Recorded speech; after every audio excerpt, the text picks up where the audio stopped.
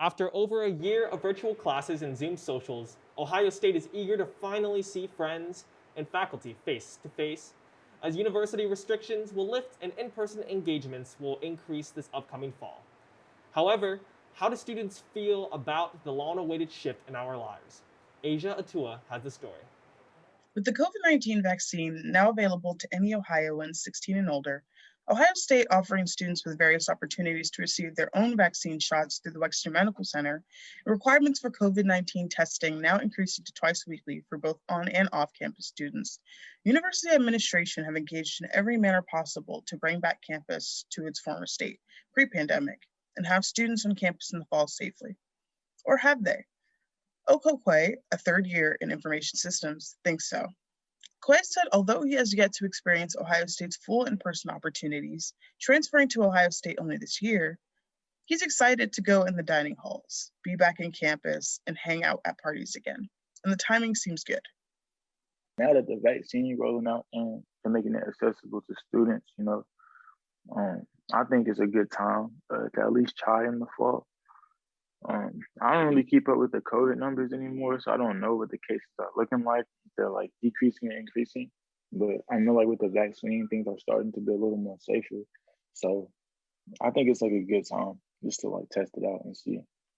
OSU has plans to largely reopen most areas of campus that have been currently unavailable, including dining halls, residence halls, concert venues, and audience seating for sporting events. OSU's other requirements to prevent COVID-19, like social distancing measures, testing, and mask wearing, have yet to be shared with students for fall semester. For Rochelle Mason, a fourth year in business administration, while bringing back in-person activities is a great idea in theory, in practice, it falls short, even with current vaccine efforts. You can get vaccines on campus, you can get vaccines sent to homes, but if no one wants to take this vaccine, you can't make them take it. Like free will, we don't make them take any other vaccination that's out. So like, do you expect us all to be vaccinated? And if so, do we need to wear masks in class? And if that, are we going to be socially distancing? Like, do you still expect us to follow all the other rules that have already been set out? I feel like they're kind of rushing the timeline because of other reasons that aren't COVID related. And I think they're willing to risk it. And I'm just like, I honestly don't want to do nothing until everybody, because I know people, I have friends who are like, I'm not taking the vaccine. And I'm just like. For Buckeye TV, I'm Asia Atua. Spring is finally upon us, which means finals are here as well. Obviously, it's important to study hard for exams, but it's equally important to keep your stress levels low. An easy way to do this is to get outside for a few hours each week. Take a walk, ride a bike, meditate, do whatever it is that de-stresses you. With that being said, it's also important to stay safe and healthy during this time. Even if you're outside, you should still wear a mask and practice social distancing. Good luck to everyone on finals. Why are more and more OSU professors writing their own textbooks? We have reporter Sarah Fitch answering that question for us right now. An essential part of teaching a college course is to utilize materials that reinforce what you've taught in lecture. But what if those materials don't quite fit your subject matter and are becoming increasingly expensive? Let's hear from two OSU professors who have taken matters into their own hands. Professionally, I just didn't think it was a good use of my students' time or money to assign a $80 to $90 textbook when I know I was only going to use maybe 6 out of the 10 chapters in the textbook. And outside of writing a textbook that's free, I wanted to make sure that the textbook is inclusive and culturally responsive to a lot of different students. College students spend around $1,200 annually on textbooks, and the price of textbooks is increasing due to the pandemic.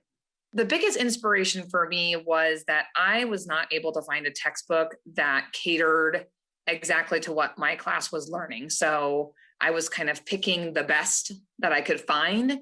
And then I found that we were skipping around the book and I was supplementing with outside resources. So there just wasn't a textbook out there that aligned with what I wanted to do in this class specifically. And the way I proposed doing the textbook was incorporating a series of videos.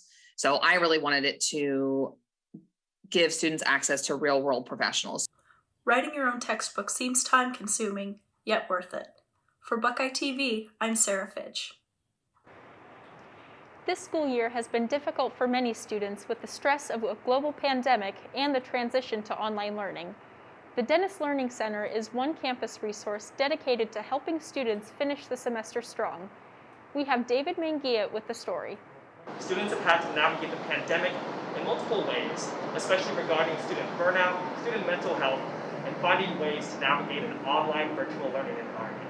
We're here at the Dennis Learning Center to learn more about their resources and ways that students can learn to take care of themselves while taking care of their schoolwork. All students want to be motivated, students want to be engaged, but it's just there's so many obstacles right now to getting there. So that's one of the things that we work with students on is ways to improve engagement, improve learning, feel more motivated without increasing the stress. According to a recent campus mental health survey, 70% of students experienced burnout. With rising anxiety and depression rates, the need for a balanced lifestyle is essential to students' well-being. One of the biggest recommendations that we make is to be sure that you're blocking out time that's specifically for school and time that's specifically for you.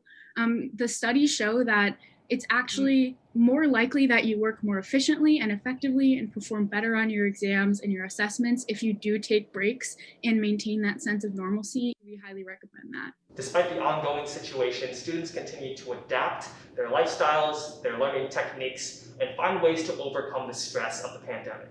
As we go into finals, students can find themselves encouraged by these resources and figure out better ways to work, to live, and to persevere. This is David Mangia, BuckeyeTV.